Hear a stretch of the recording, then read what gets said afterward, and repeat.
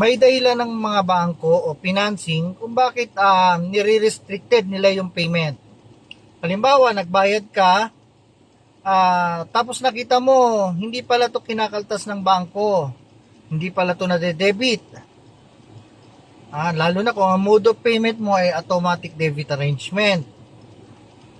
So may mga pagkakataon talagang hindi na nagde-debit ang bangko o financing kapag nag-past due ka ng tuloy-tuloy. Halimbawa, nag 1 month past due ka, pwede na nilang i-cancel to.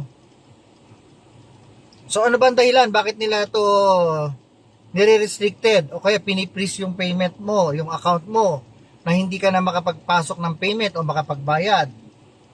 Kasi po, na-violate nyo na po yung kontrata ng automatic debit arrangement na dapat religiously nagbabayad ka ng monthly amortization.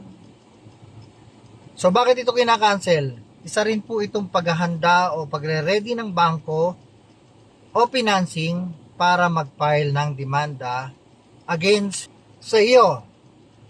Kasi po magpapadala na po ito ng final demand letter or attorney's demand letter, which is pag naipadala ito sa iyo, kailangan hindi na magbago yung statement of account na pinadala sa iyo. So yun na, isa na yung palatandaan na possible ididemanda ka na ng bangko o financing pag hindi ka na nakababayad ng iyong monthly amortization.